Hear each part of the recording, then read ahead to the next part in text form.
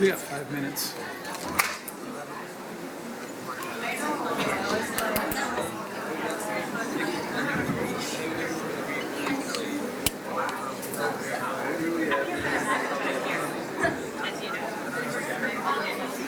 I'm here, but I'm not here, but I'm here.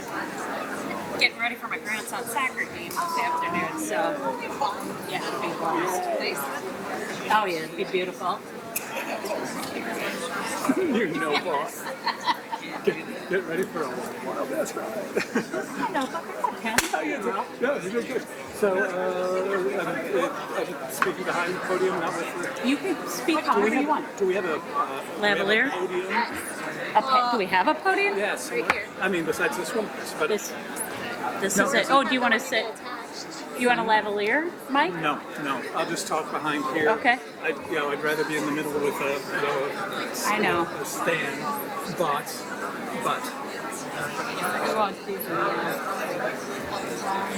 Oh, I usually would. I'd be all over the place. I've got this stuff. Taking the word. I'm not even telling you. Don't even tell me. Surprise.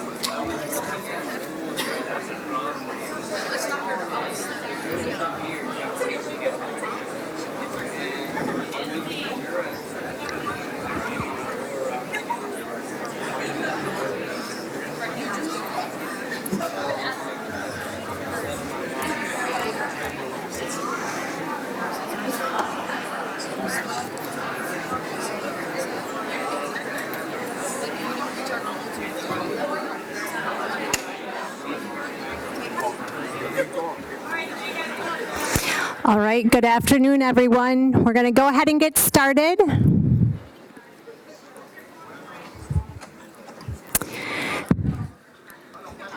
This afternoon, we have Dr. Walser here. He's from our very own English department, and he's going to be talking about academic integrity. Please help me give him a warm welcome.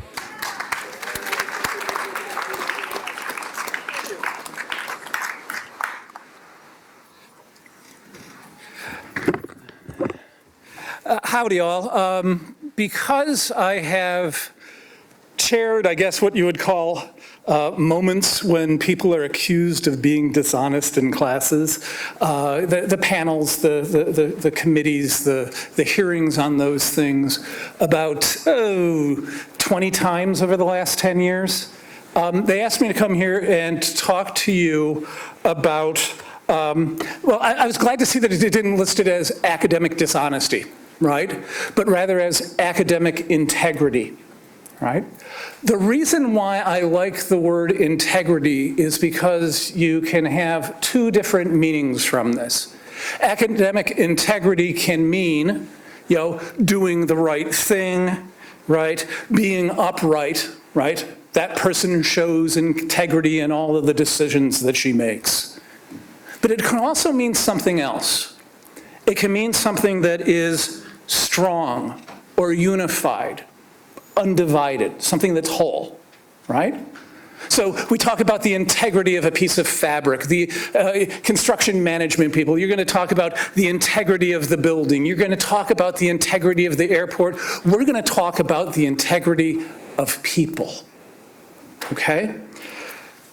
Now I'm going to start by taking us far aflung from any of this conversation, okay?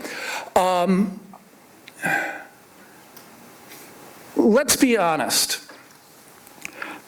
The pandemic, yeah, it's still around, but the pandemic did a real number on us, right? Those of you who have been in my class already have heard me talk about this, right? For a while there, attending class meant what? It meant this was the first year of your high school experience for a lot of you. It meant sitting in your bedroom. It meant when you were supposed to be in class watching Netflix, or texting your friends, or, as one of my students said, turning off the camera and falling asleep. How many of you fell asleep during class times? Congratulations for your honesty, okay? Here's the thing, that was to be completely expected. What we were facing during that time was completely unprecedented. It has never occurred before in our lives. And when we finally got back into the classroom, it's not as though all of our fears of illness or all of our sense of isolation or all of our sense of being distracted was taken away from us, right? It is still, I'm sure, hard for you to sit in a classroom for an hour 15, longer than that, without being distracted. I'm sure that this first semester, for some of you, at times, it will be hard of you to get your, and this is a technical term, you ready for it? Get your butts into the classroom, into the seats, right? Because we have all been affected by this. We are all still being affected by this. And this wasn't true just for you or your classmates or for your high school or for this university. It was every student, it was every person at every college and university in the country. Everyone in the world has been affected by this. So the fact of the matter is, there have been articles written about this. Professors wring their hands about this. What are we supposed to do? How can we break this pattern? Okay? And the answer is that we need to condition ourselves away from this learned and problematic behavior. So I'm going to ask you to do one thing right now, and it's exactly what I tell my students to do at the beginning of every class period now, which is close your computers. Right now, close them up. You are not going to have to take notes here. And if in my class, if you've got the computer open, I can look and I can know when you are not paying attention. Okay? Oh, this one's going to kill you. You ready for it? Put the damn cell phones away. Not just on your table, not just in your pocket. Put them away. Now.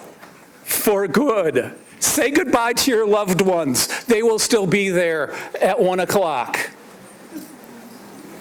Oh, it hurts, doesn't it? Oh my God, this hurts, right? The amazing thing was I implemented this last spring because I recognized that people were having a problem. People were having a problem being distracted. And even though for the first day or two, people would cheat, oh, and how about this? Put away your notes and stuff from other classes, right? Because even though people were distracted, by the end of the semester, no one seemed to miss out for that hour of being slightly disconnected from the world. Okay, so I was driving up to Door County about 15 years ago, and I stopped to get gas at the Shell station right outside of Green Bay. And I pull up, and it's beautiful. You can look out over these fields, and there are woods all around you, and there are birds singing, and there's stuff on the there's stuff just flying around, and the sky is beautiful. And all of a sudden, I turn on the pump, and the TV on the gas pump turns on. And I just think, again, technical term, shut the hell up, right? I want to be paying attention to the things that are important to me.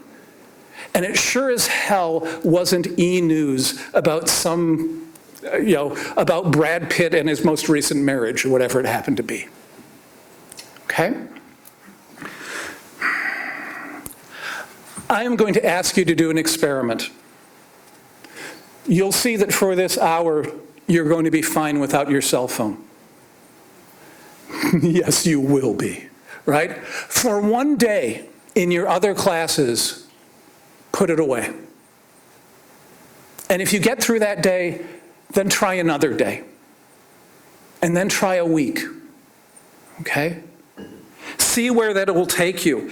Unless you're taking notes, unless you're reading off of your computer, unless you're doing actual research there, put away the computer. I don't know if you know this. There is no such thing as multitasking. My wife and I just watched, we binged all of Ted Lasso over the last couple weeks. And I don't know how many scenes we had to rewind because Julie would say, "What just happened there?" Because she was on her cell phone. Or we would start talking, we would have to rewind it. Okay? Okay. I tell this to my class, and I'm going to say this to you. This type of stuff, when we ask you to do this, is not a punishment. It's not punitive. It's not an attempt to get back at you. What it is we are looking for the best ways that you can get the most out of your college experience, out of your learning experience. And to be intentional about that is incredibly important. To make decisions where you say, I'm consciously going to do this a little bit differently. Like, I'm not going to hit the microphone over and over again as I'm gesticulating wildly talking to you, right?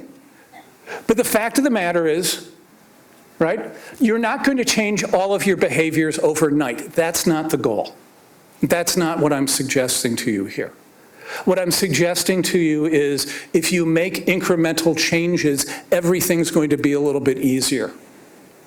Right? How many of you are really great at procrastinating? I know I am. How many of you are really great at procrastinating?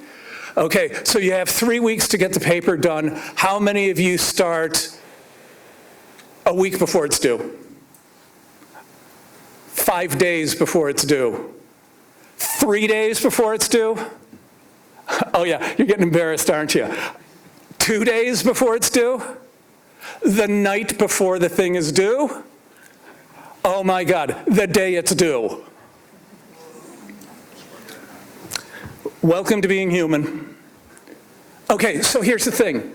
Those of you who do it the day, start it the night before. Those of you who start it the night before, start it 2 days before.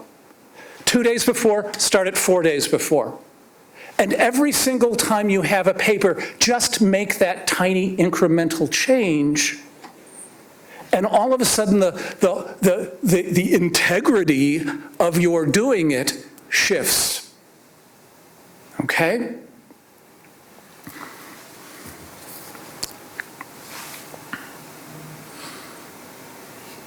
Two winters ago, in an online lit class, a student posted an honest question, which was more or less, why the hell am I doing this? Right? Why am I studying literature when I'm not going to have a career in literature? And my students gave some great, thoughtful answers, provocative answers about the ability to read people and situations and how it's beneficial in other careers to be able to do that. And I, of course, gave my take, which was something more or less like this. Reading literature is not about being able to walk into your job interview and to be able to say to those people, hey, I took a class in poetry, therefore give me an extra $20,000 a year, or give me the big office, or give me the assistant manager position, right? Make me the branch director. It ain't gonna happen. Taking a literature class, taking a philosophy class, taking an art class, theology, sociology, history, we can run all the way through all of the liberal arts classes. They aren't practical in that sense.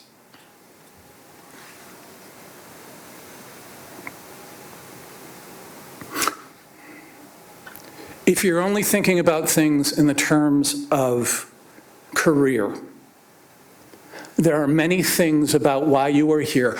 Hell, sitting here and listening to me talk right now is impractical. Because I'm not giving you anything in the practical sense, when we define it as that everyday sense, that is going to make your career easier.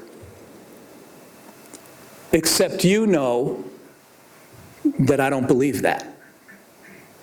That what I'm giving you is some ideas about the wholeness of your being.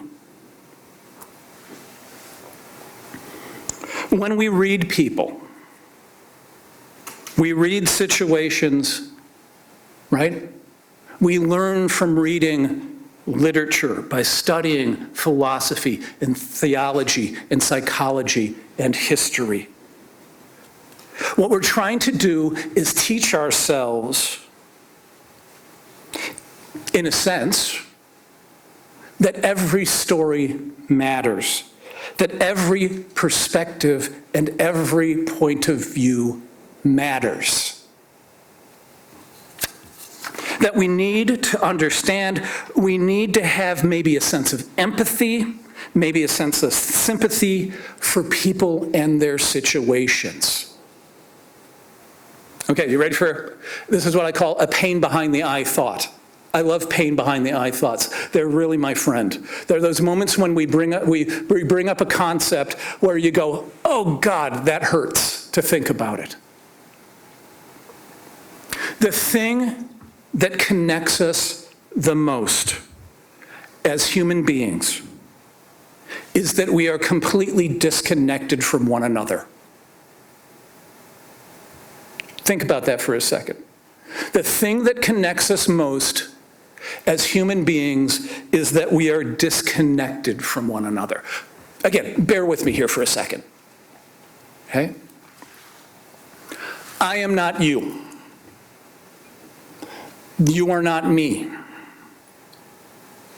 I'm not anyone else in the world, nor are you anyone else in the world. Anyone here a twin? Any twins or you're not your twin, are you? You're genetically as close as you can be, right? but you are not the same people. Okay, I'm going to give you this one. Those of you who know me, keep your damn mouth shut. Okay, so there's this guy who grew up in Buffalo Grove, Illinois. Right? His room was at the top left of the stairs. He has a PhD in English. He is a college professor. He is in his late 50s. Okay? His parents' names were Clark and Nancy Walser. Okay? Who am I talking about? Nope, my brother Andrew. Oh, we have a gasp. Right? My brother Andrew. My brother Andrew has his PhD, right? He is teaching college down in North Carolina. We shared a room where I lied a little bit. He's in his early 60s, but this is the way that I made it work, right? We shared a room. We obviously have the same parents, right? We don't question my mom about things like that, right? That was a subtle little joke, if any of you got it, right? But the fact of the matter is, we are not the same people. You are not the same as your twin. We are isolated completely in that way. Absolutely isolated in the way. And we are isolated in our own perspectives and points of view. Each of you was given, I saw it, you had a seating chart. This class, this class, this class, this class. Do they shift it around every time? Does it so you're constantly moving? Well, here's the thing. You are having a completely different experience right now because I can look you in the eyes than you are. Yeah, I'm pointing at you, Jen. Than you are right now, right? You in the back row, I don't even know if you have faces, right? What you are seeing and what you are hearing and what you are experiencing just from those ideas of where you're sitting is very different from one another's. Now, if we throw in that each of you has a building up of experiences, an accretion of identity, all of the things that have ever happened in your life, everything that happened this morning is affecting how it is that you're listening to me right now. Some of you may be sitting here with rapt attention. Some of you may be thinking, God, when is this going to be over? Some of you might be like Homer Simpson and have a black and white chicken dancing in your head right now. Right? But each one of you is experiencing this moment in a very, very different way. And that is what connects us. So now when we walk into a room, what we realize that each moment we're alive, we are looking at things differently than everyone else. Based upon our moods, based upon our attitudes, based upon our level of experience, based upon everything that has occurred in our lives, we look at things differently. Right? If you are a business person, if you are going into construction management, if you're going to be a salesperson or a nurse or a police officer or a poet, become poets, but that's another story. We'll talk about that later, right? Any of those jobs, any of those careers, any kind of work, isn't knowing that people are looking at everything differently a good thing to know? Right? Isn't that one of the most important skills that you can have? That there isn't just one answer when we hold up a question, right? You say, hey, take a look at this, and people look at it, they're all going to see it quite differently. And figuring out how to deal with this.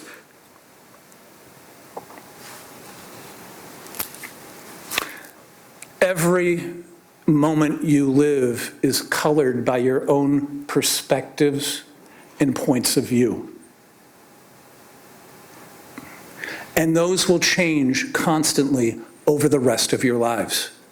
Because each time you bring in more information, each time you get more bits of knowledge, and those two things are completely different, right? Data is different than information, is different than knowledge.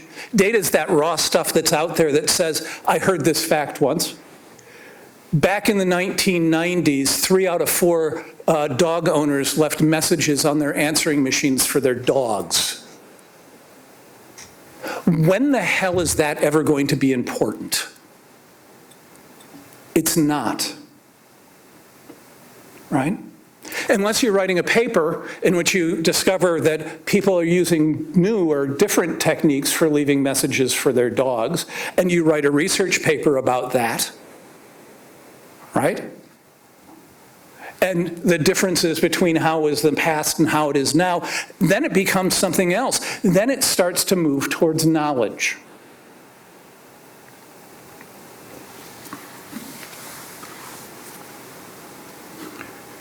When we read literature, when you are in those gen ed classes, when you are in every single class that you take, if you notice that what we talk about is not necessarily the big picture, but the little details, that in a sense, the way the world is put together, our relationships, and characters' relationships to the world and to the people around them, that's what we do. We are in a relationship with the world.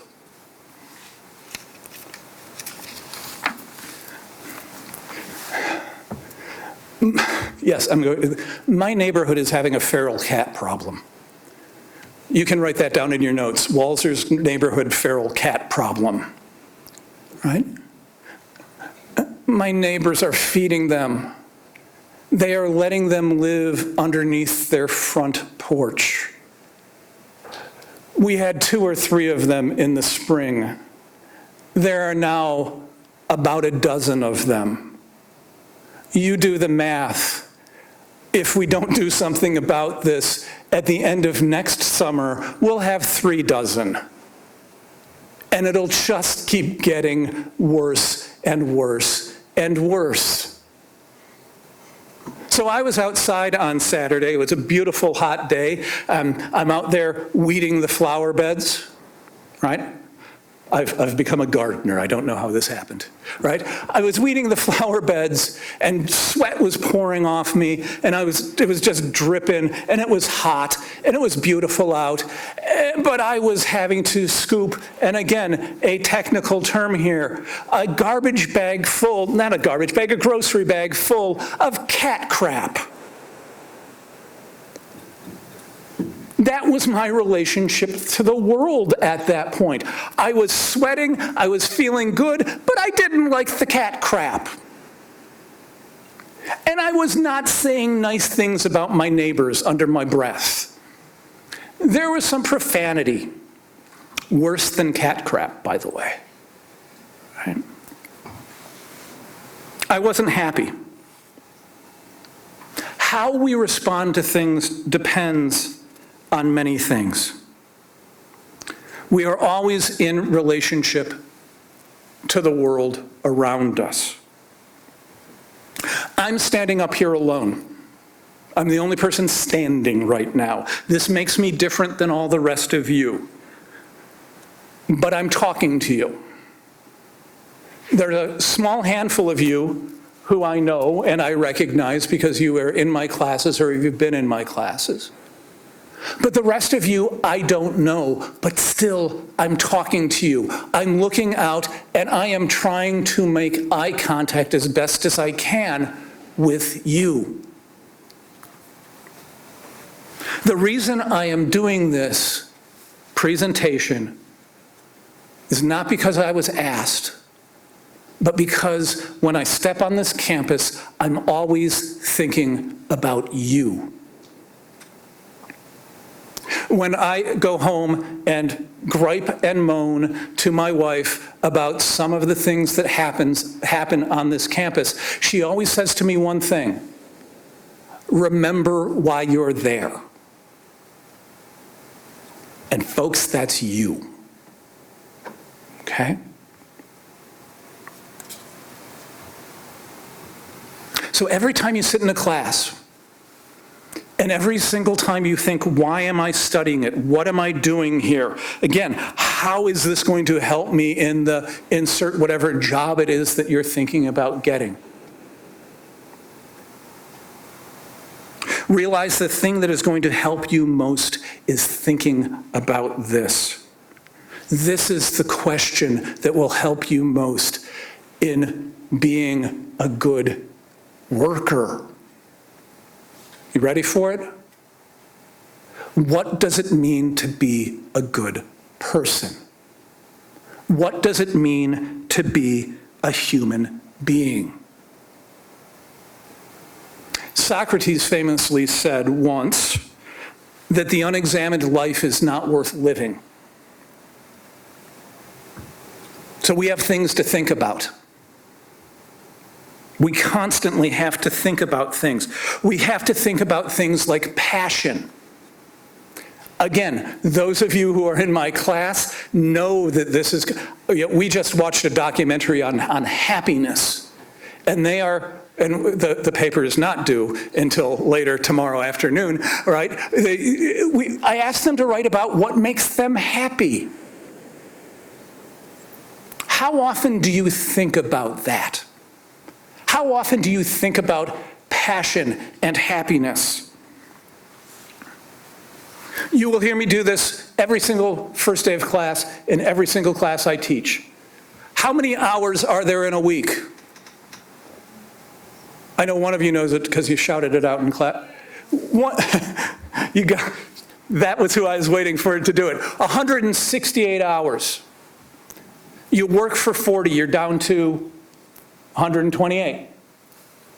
You sleep for the number of hours that you're supposed to sleep each night, even though you don't yet, but trust me, you'll hit middle age, it will happen. And you subtract another 56 hours of sleep. So you're down to 72 hours. 72 hours a week. Almost twice as much as you work. Significantly more than you sleep. What are you going to do with this time? What are you going to do that's important to you? What is your relationship with the world around you going to be? What is your relationships to the people around you going to be? What are you going to hold as important? How are you going to interact with both the world and with people? How are you going to have real human contact with all the love and hurt and empathy and sympathy and anger and whatever it happens to be that you have within you at that given moment? Where do we learn about this stuff? The place we learn about this stuff is from other people.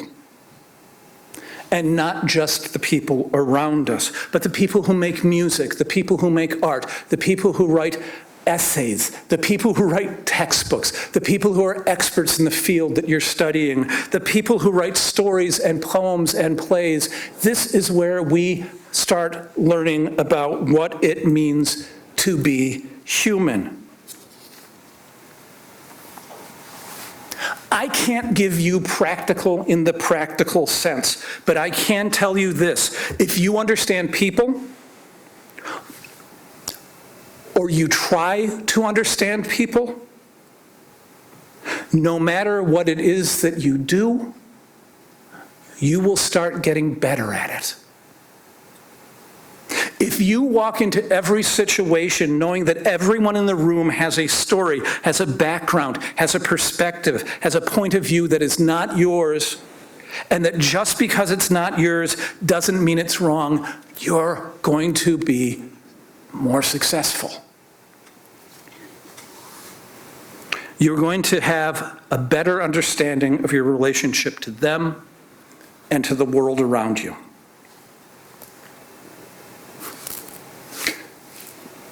Again, this might not be something where you go, oh yeah, okay, now that's it. That's exactly why I want to be in this class that I'm not enjoying. But I want you to start thinking about it. It may be why you're sitting. I don't want you necessarily to be sitting here right now going, damn, this is the greatest thing I've ever heard in my lifetime. I'm not expecting that from you. What I'm hoping is that you hear where I'm taking this.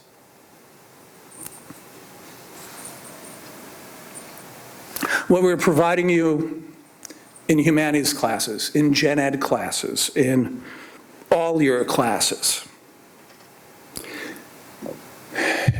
is an opportunity. That's it.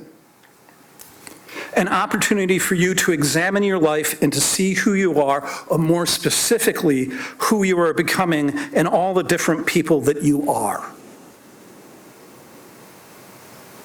We won't do it right now, but we could. Something that I do at the beginning of every first class. I have people just write down all of the different people that they are in the margins of their syllabus. You're all students. You're all the children of someone, the grandchildren of someone. You might have a significant other. You might have a job. You might play sports. You could be someone's best friend. You could be someone's enemy. Right? We make the list of all of those things and we look at it and we say, which one of those am I? And the answer is all of them and none of them. If you are all of them, the way that you behave with your parents is not the same as the way that you behave with your friends. The way you behave with your friends is not the same way as you're behaving right now. The way you're behaving right now is not the same way you behave with the person you're dating. The way you behave with the person you're dating is not the same after 3 years as it is after 3 dates. We got some nodding there. Yeah, that after 3 dates, you're still pretending to be better than you are. Right?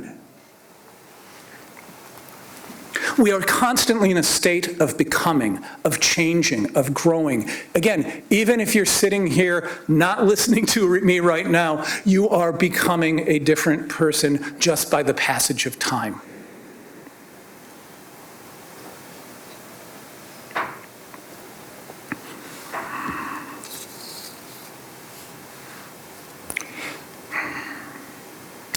I don't know if any of this at this point is meaningful or as anything is what I was supposed to be talking about, but that's okay because you've had to sit here for about 12 minutes and maybe a little bit longer and listen to me go into this. But again, no practical answer here except for the fact in my mind that this is more practical than knowing debits and credits or knowing anything like that. There is something to be said for looking closely at your life and the lives of others so that you can have understanding and empathy. I'm looking at the clock. So I'm supposed to talk about, I was supposed to be talking about academic integrities, things like plagiarism. Okay, there's a simple answer here. You ready for it? Damn right, thank you. You got an A for the day. Don't. You know why? It's pretty easy to figure out when you've plagiarized. I have been here at Marian. He grabs a hold of the podium. This is my 30th year here. Damn is right, right? This is my, I think, 34th or 35th year of teaching college. All it takes is one sentence. All it takes is one word for me to recognize that you didn't write that. Which means all it takes me is half a second after I get to my computer and I enter that phrase into Google for it to pop up. Okay?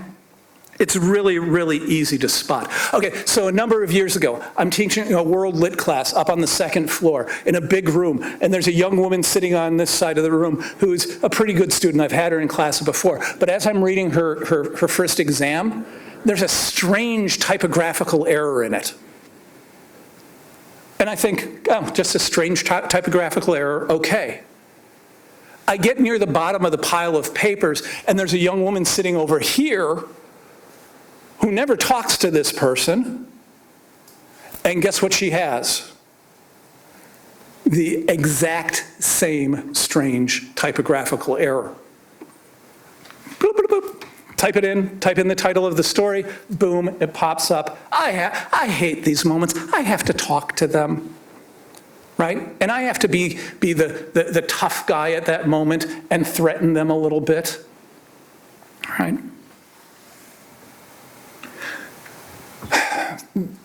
None of this is accusatory or punitive. As I said, I'm glad that this wasn't a talk on academic dishonesty, but here's my thing I can tell you.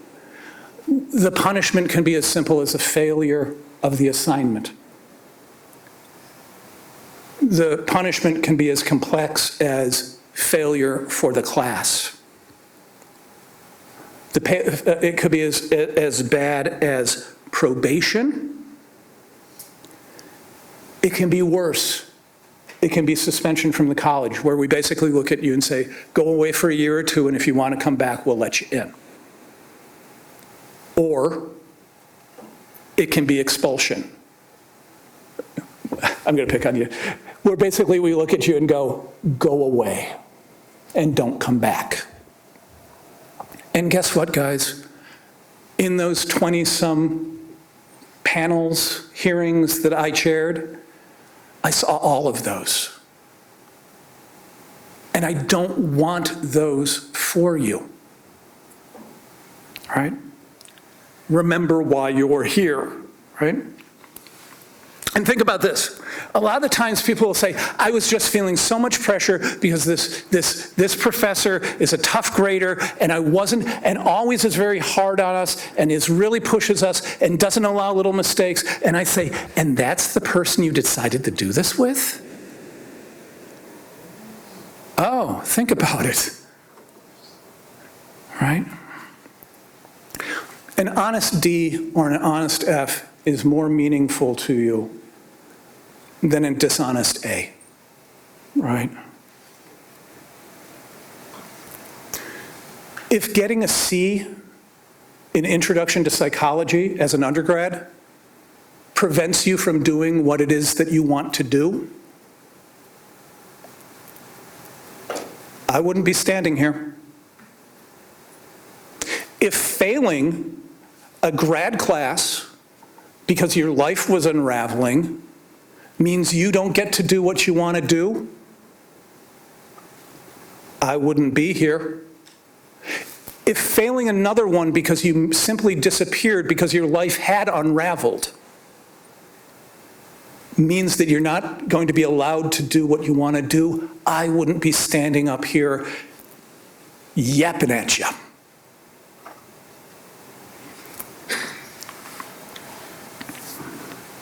So,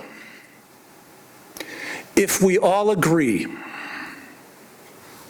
that what you are doing here at Marian is exploring who you are and your relationship to the world and to the people around you, if we all agree that that aspect of your education, of studying and learning and growing, is as important, if not more important, than any other aspect, this is why Don't Do It works. Because plagiarism, any sort of academic dishonesty, is antithetical to that. It's the opposite of that. In my class, always, this isn't true of every professor, but in my classes always, people get the grades they want because I allow them to rework their work over and over and over again until they get to that point. I might be the only one on this campus who does that. Because I want you to understand that this is not for me, this is not for Jen, this is not for your professors. We're not here for that. We're here for you so that you, I hit it again, didn't I? Yes, I did. Thank you for calling me out. Sharing your work with others. I had a group of nursing students about 10 years ago where I looked at them, I said before the class, you may work together on this assignment. Call it an exam, right? Just after you talk, go your separate ways and write the papers yourselves. And I got the papers. And yeah, a few words were changed here and there, but it was obvious. And I had to pull the group of 6 up and say, okay, what the hell happened here? And what they said was they decided that it was in their best interest that each one of them just did one answer, and then they passed those answers to other people. And the fact of the matter is, if I hadn't noticed, even if I hadn't noticed, they got nothing out of that assignment. They didn't learn anything from it. I got my preacher voice going right now, don't I, a little bit? The fact of the matter is, we're here for you to learn not to jump through flaming barbed hoops for us, but to learn for yourself. Okay? Oh, you'll love this one. It was a summer class, English 106, the research paper class. And I'm reading this paper that somebody turned in about kidney cancer. And I'm starting to be able to predict what the next paragraph says, even though it's the first time I've read this paper. And finally, after around 3 pages, I think, okay, time to find out what this is. So I go back to my giant pile of papers from the previous 2 years, and I flip through it until I find the paper about kidney cancer. And I get in contact with the young woman who wrote it, who I knew wrote it because we worked on it together. And I asked her what happened. She said, I don't know. She said, I worked on it in the library. I think maybe I saved it there once. And so somehow it ended up in a file. And the student submitted it. So when it came time to do our conferences, I sat him down and I said, tell me about this paper that you wrote. When did you start it? Oh, 3 weeks ago. Oh, tell me about finding all these materials. He told me about that. Tell me about how you revised it. He did that again. I'm just giving him the opportunity. Finally, I look at him, I reach down in my bag, I pull out the copy from 2 years ago, and I said, that's really rather interesting that you said you wrote this a couple weeks ago, because this is the exact same paper and it was submitted 2 years ago. And again, guys, if someone says that to you, don't try to argue that you wrote it 2 weeks ago or 3 weeks ago, because that's what he did. So finally, I started getting a little annoyed, and I looked at him and I said, the introduction was all about the young woman's father having kidney cancer, and that's why she wanted to write about this. So when I looked at him, I said, when I call your father and ask him how his kidney cancer is doing, what's he going to say? At which point, sweat is pouring off of his face. He stands up, he walks out of the room, and he never comes back. Okay? There was an honors student a number of years ago who showed one of his friends his work on an assignment, right? And that friend, without the student knowing, took that and copied it and submitted it as his own. All right. The honor student did nothing wrong. He was simply showing someone, he thought he was showing him to give him an idea of how it was to approach it. But you've got to realize that that was happening. It's not true anymore. I know it's not true. There used to be in the hockey house across the street, when the hockey house was across the street, there used to be literally a file cabinet full of research papers that people would pull from.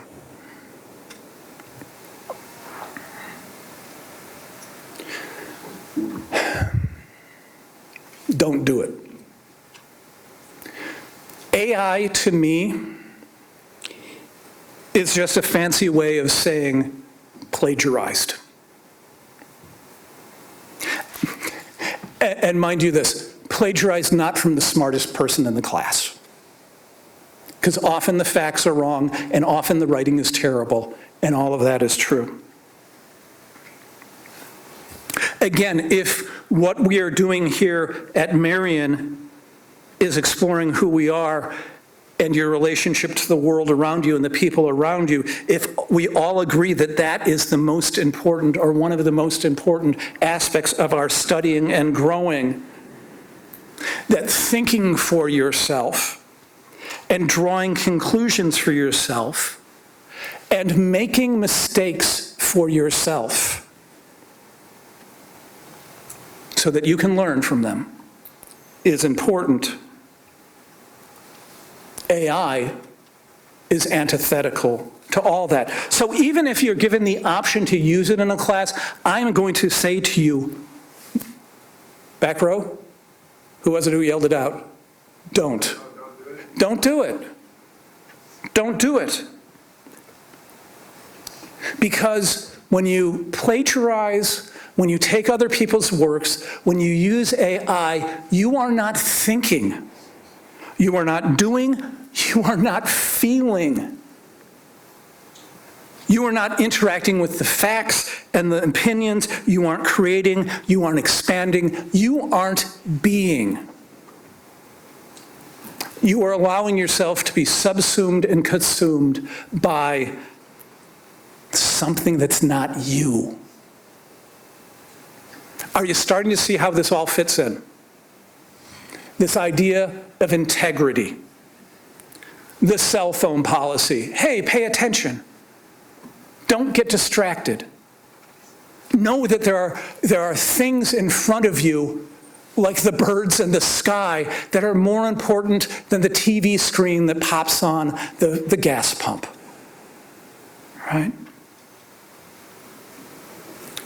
The answers to why we study. Why are we doing this? Are looking at you and saying, don't plagiarize. It's not because we are trying to beat you up or be mean or anything like that. It's because we are looking at you with the love that we feel for our students and saying, hey, we don't care if you get this wrong. We believe in you. We absolutely believe in you, so believe in yourselves. You ready for this one? Congratulations on graduating from Marian University.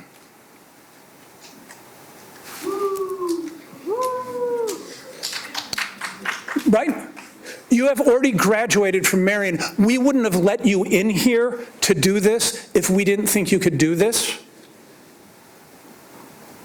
So you've already graduated. Now all you have to do is get there. Not jump through the flame-barbed hoops, not be afraid by making mistakes. One of the things I write on my syllabus is be prepared to be wrong as well as right. Be prepared to be right as well as wrong. I am wrong all the time. Every damn day I am wrong about something. We can call my wife up and ask her, hey, how often is John wrong? And she will say, every damn day. Don't be afraid of that. Half the time, 3/4 of the time, people plagiarize. It's because they're afraid of failing it. Failing the assignment, failing the class. Okay? About 40% of the time, what it is people are honestly cutting and pasting. I know you guys are going to be talking about people going off and buying papers and things like that. I really haven't seen that much, but there is a heck of a lot of cutting and pasting. Okay? About another 40% of the time, it's the fact of the matter is, it's just sloppiness. People are not paying attention, they're not doing what they're going to be taught in your class that you're taking right now, in 106, and in the writing intensive classes. And now here's one that you're going to go, what? In those panels that I chaired, about 20% of the time, when the students have been accused of plagiarism, they weren't guilty of it. Okay? They weren't guilty of it. I'm finishing up here, trust me, right?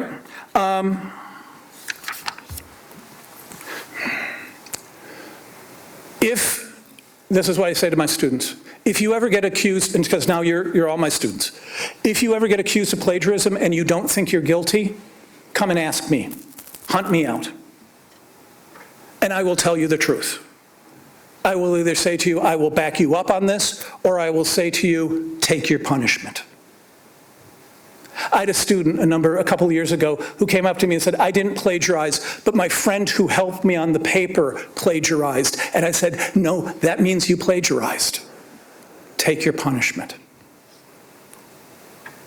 So ultimately, if we're talking about integrity, we're not just talking about you not doing the wrong thing. We're talking about you growing and becoming whoever it is that you're going to become over the next 3.5 years.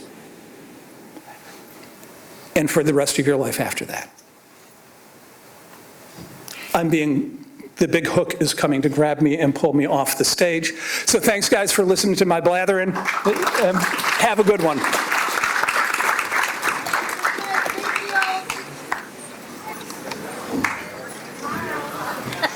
I didn't mean to rush. Oh, no, it's okay. About 50, I'm like, oh, it's 2 minutes. Yeah, 2 we're minutes. Good, we're good.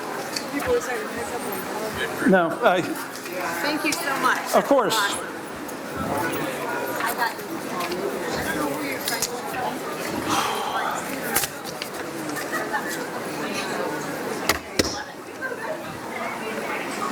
Thank you.